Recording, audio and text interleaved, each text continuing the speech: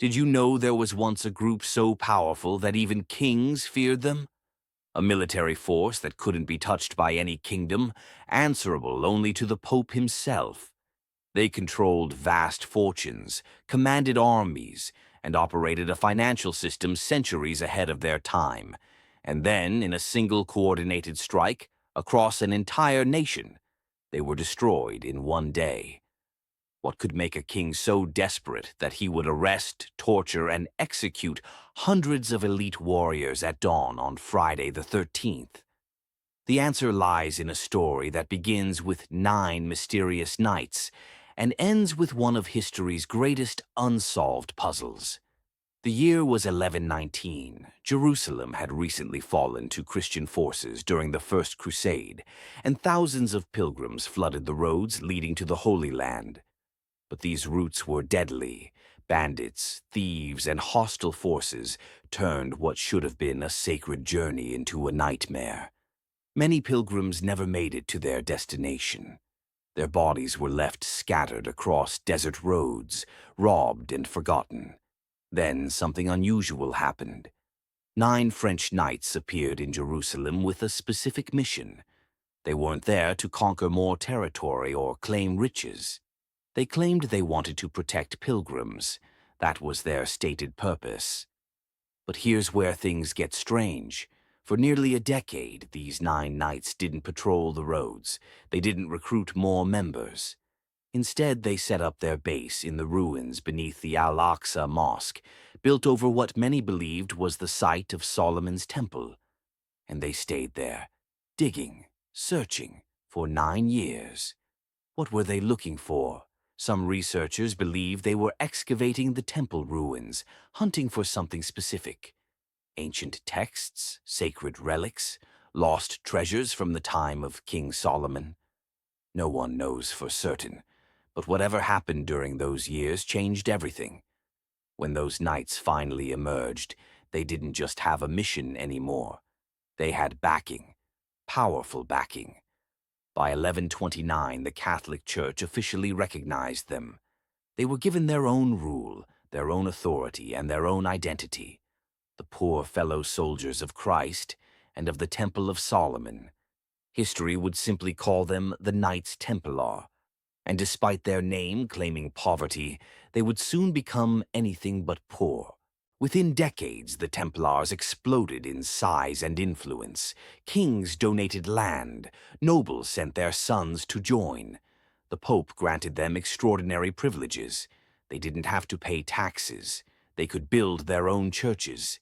They answered to no king, no bishop, no local authority.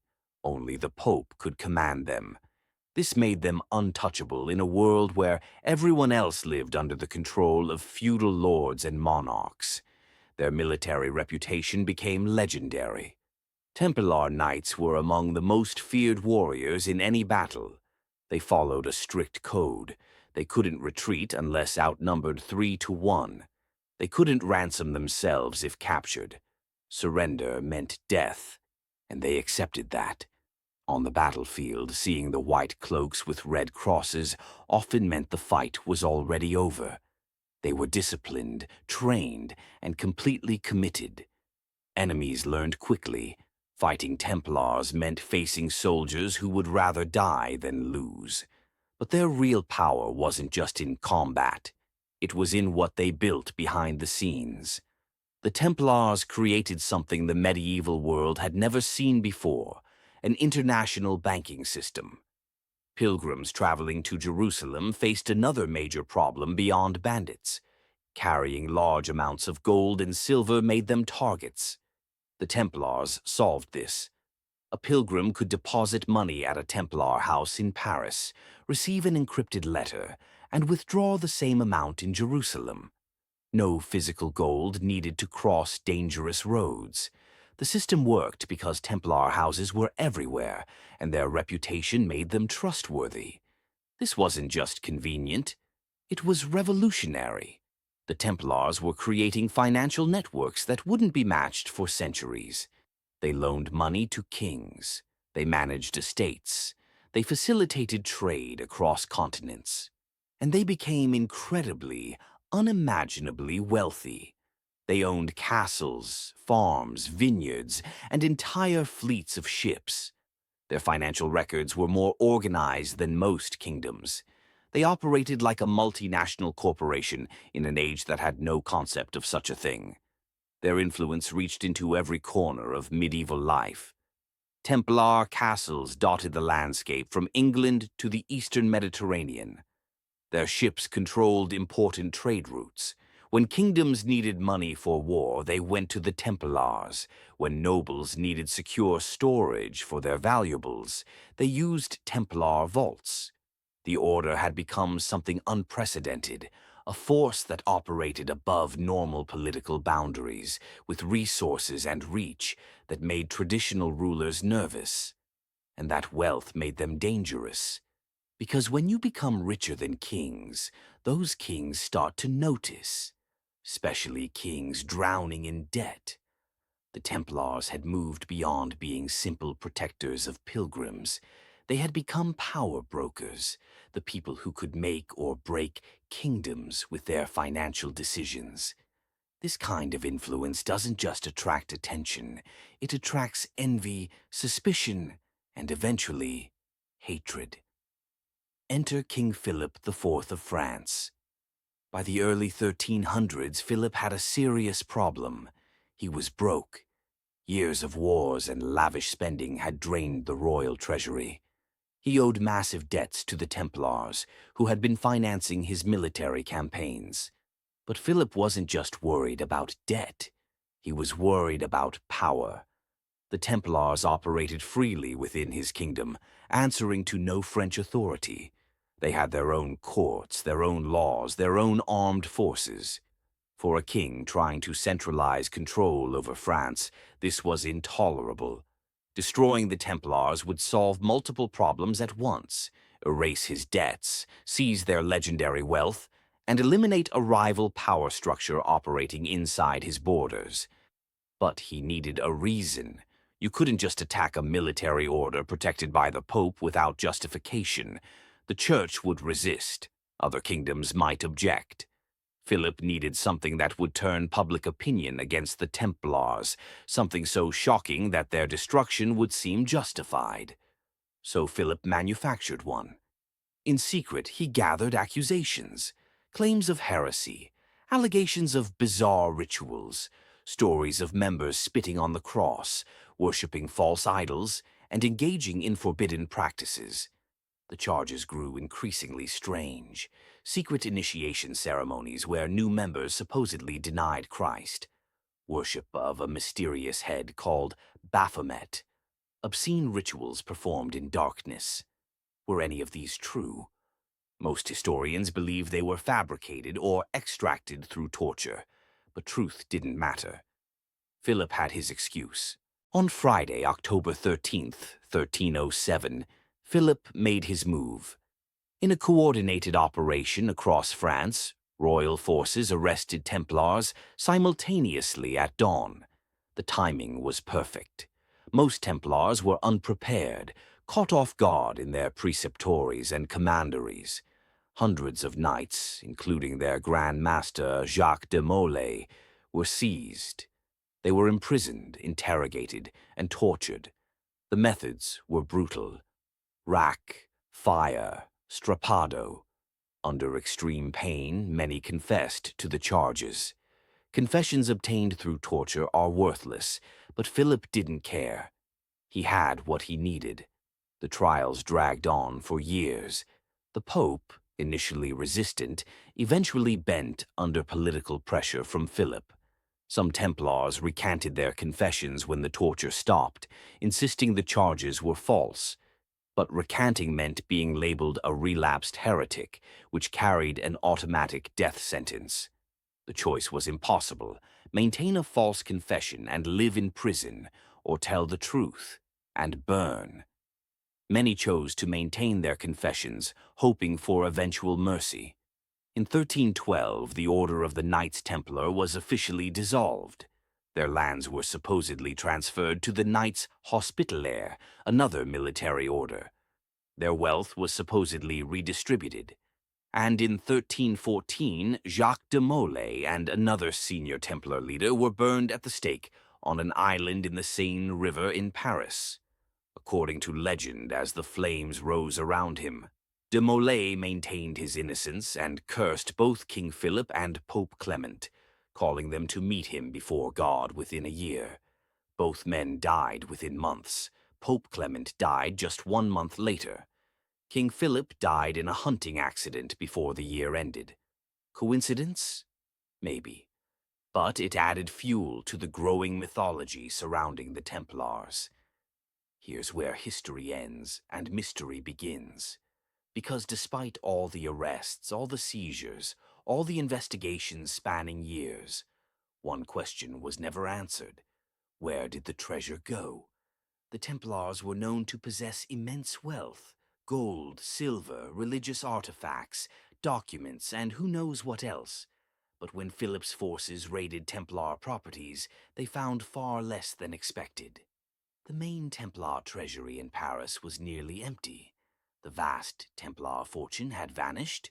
Some believe the Templars were warned in advance, that they moved their wealth before the arrests. There are records suggesting ships left from La Rochelle, a major Templar port on the Atlantic coast, just before October 13th. These weren't small boats. They were large vessels capable of carrying substantial cargo. Where did those ships go? Scotland, which was in political chaos and not enforcing papal decrees. Portugal, where the Templars had strong ties. Some theories even suggest they crossed the Atlantic decades before Columbus, hiding their treasure in the New World. But these ships, if they existed, disappeared from all records. To this day, treasure hunters search for hidden Templar vaults. Oak Island in Nova Scotia has been the site of treasure hunting operations for over 2 centuries. Deep in the ground, excavators have found traces of worked wood, metal fragments, and layers of coconut fiber, materials not native to the region. The money pit, as it's called, has flooded, collapsed, and killed treasure hunters. But the search continues. Could Templar treasure be buried there? Others point to Rosslyn Chapel in Scotland, built by a family with suspected Templar connections. The chapel is covered in mysterious carvings and symbols. Some believe secret chambers beneath it hold Templar wealth. Countless excavations have turned up nothing definitive. Then there are the theories about what the Templars discovered beneath Solomon's temple during those first 9 years. Why would 9 knights spend nearly a decade excavating if they were truly there just to protect pilgrims? Some believe they found the Ark of the Covenant, the sacred container that held the 10 Commandments. Others say they uncovered ancient scrolls containing secret knowledge, possibly texts that predated Christianity or contradicted church teachings. There are claims they possessed the Holy Grail, whether interpreted as a sacred cup or something more symbolic. These theories have no solid evidence, but they persist because the Templars' sudden rise to power seems too dramatic to be explained by mere military skill and financial innovation alone. And what happened to the Templars themselves after 1307? Officially, the order was destroyed, but the reality was messier. Many members escaped arrest entirely. In Portugal, King Dinis simply renamed them the Order of Christ, and they continued operating under royal protection. In Scotland, which didn't recognize papal authority during its War of Independence, Templars may have found refuge. Some historians note that certain Scottish families suddenly gained wealth and land around this period. In Germany and Spain, trials found Templars innocent, and they were absorbed into other orders. Some researchers claim the Templars went underground, transforming into secret societies that exist today. The Freemasons have long been linked to Templar origins, with some Masonic rituals supposedly derived from Templar ceremonies. Symbols overlap, terminology connects, but concrete proof is lacking. The Illuminati, Various occult groups, even modern conspiracy theories, all have been tied back to Templar survival. The idea that this brotherhood never truly died, that it simply transformed and continued in shadow, remains one of history's most persistent legends. What we know for certain is this: the Knights Templar were real. Their influence was real. Their wealth was real. Their sudden destruction was real. Everything else, the hidden treasures, the secret knowledge, the survival of the Order in transformed state, remains speculation built on fragments of evidence and centuries of storytelling. The Templars emerged from nothing, built an empire that rivaled kingdoms, and were erased in a single day by a king who feared their power. They changed medieval warfare, pioneered international banking, and left behind mysteries that still haven't been solved. Were they simply skilled warriors and clever businessmen who made powerful enemies? Or were they guardians of secrets so profound that they had to be destroyed? Did they discover something beneath that ancient temple that gave them knowledge or power beyond normal understanding? Centuries later, we're still digging through the ruins of their legacy, still searching for answers in encrypted documents and hidden vaults. The Knights Templar remain one of history's most fascinating puzzles. A brotherhood that terrified kings, challenged the church, and disappeared into legend, leaving behind more questions than answers. Their story refuses to stay buried, echoing through time in books, films, and endless investigations by historians and treasure hunters alike. If you want to explore more mysteries that history tried to bury, watch what happens next.